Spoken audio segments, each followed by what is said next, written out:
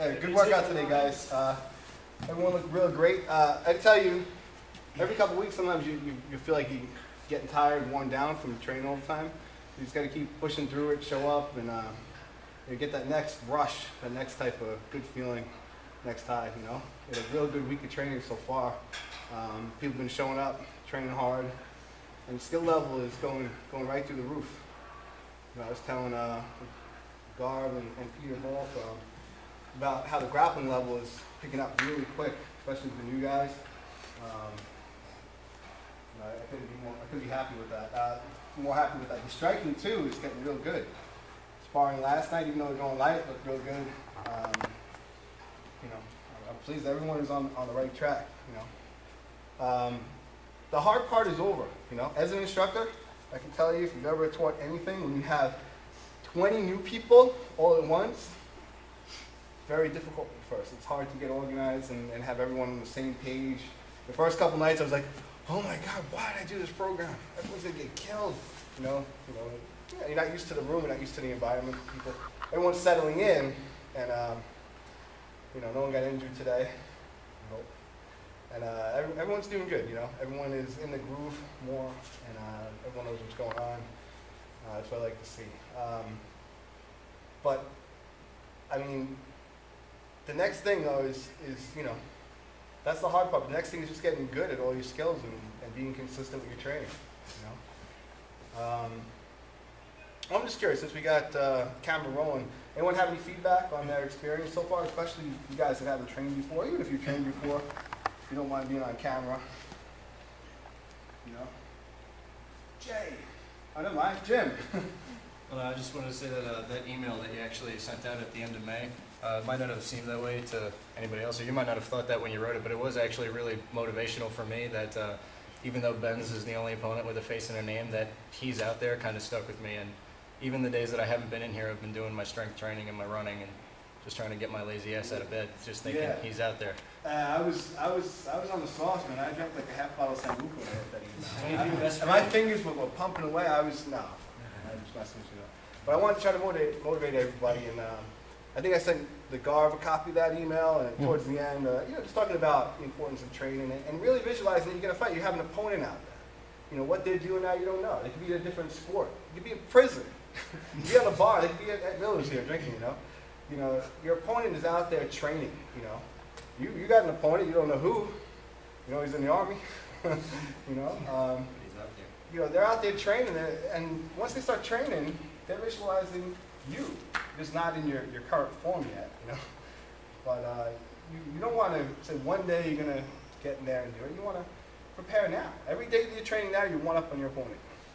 Ben trains, he's got to be here 12 hours a week. He's fighting in a month. He doesn't miss class. He had food poisoning, was throwing up. He still came in and trained Monday night for, 4 hours? After working all day too, throwing up. So that's the kind of dedication that you want when you're training to fight, Now, if you guys have food poisoning, I'd rather you stay home, But you want to try to push yourself a little bit, if you guys talk to me, I'm always injured. I'll always train part of the training session, but I'm always injured, But only 2 guys have made every training route so far, me and him. So it's tough, and it's hard to do it. And sometimes it's like, oh man, this is a tough day to get through. I wish I could stay home, but you get in here, By the time I leave, there's no place else that I'd rather be, than here. By the end of the night training, and I feel good and pumped up. Forget it. It's a great adventure. Sorry, Jim, I kind of cut you off, but keep going.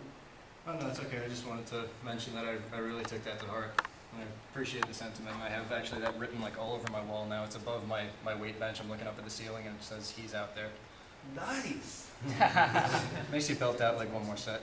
Hey, I'm glad. No, a couple of you guys gave me good feedback on some of the emails we sent and stuff like that. It helps to pump you up or whatever, Well, it's part of my job, I tend to, as a teacher and instructor, I want you guys to get better. So what do I focus? Sometimes I focus on negative. You're not doing that right.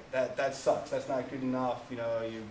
That should be better. But sometimes I have to take a step back and be like, that's too negative. I got to point out what everyone's doing right. And Lately, I mean, I've been really happy by the effort and everyone that's coming to train and all the work that's going in on the mat. I mean, tonight was a very hard workout, you know, very tough workout getting through it. You know, we did everything. That one part of MMA we didn't really touch upon. I don't think. You know, victory speech, ring girls, Garth, bikini next week. Anyone else? Anything to say? Jay.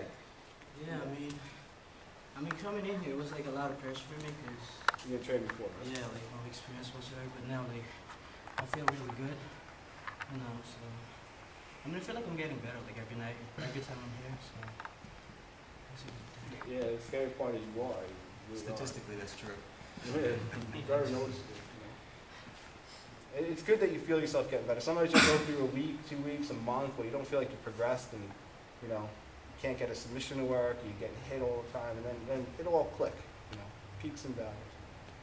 But I read something, it sounds really stupid. It was actually in the Fighter's Mind, which is a pretty good book, but basically said that people are really talented to play instruments. You know, they did like some type of survey, some type of research thing on it, and they found the only difference between someone with talent and someone with talent that's like extremely good in instruments is the amount of hours that they've practiced. There's no real other, you know, specific thing. As long as you have a certain talent for something, if you practice it, you'll get better. You know. It sounds kind of stupid, but yeah, if you show up and train, you can improve. You know, unless you're not trying. It's a pretty good book. When I'm done reading, anyone wants to borrow it, you can. You know, Fighter's Mind. Anyone? Anything else? Sure. You know, since I started coming here, just a lot of my wrestling skills that I had in the cobwebs coming back out and trying to remember them. I take everything from the good and the bad. When I'm winning, you know, I'll take someone else down. And, okay, yeah, that's, you know, figuring out where their weight is and everything again. I mean, that's the way I look at it as a perishable skill. Unless you keep practicing it, you know, it's not gonna be there when you need it, you know. So I like the fact that I come in here and there's a lot of, you know, young guys that are wrestlers and kind of brings it all back to me a little bit and get to work on it. And I think the first couple of weeks I found myself, you know, when I wrestled or I grappled with guys like yourself and Ben, I was getting tapped, I was getting put in positions I wasn't used to, and I was like, man, I was getting frustrated. And then sometimes the little positive things that I hear, I'm like, okay, what did I do right? Because I heard something say positive. Monday you asked me if I took grappling pills. And I was like, well, what am I doing right? You know, so it made me look back at my whole game, and I've been looking at it lately. I'm flowing better. You know, I'm not just stuck on grips and trying to wait for things to come. I'm forcing them to happen a little bit better. You know, using a rhythm and a flow, trying to figure out my opponent's weight faster and moving a little bit faster.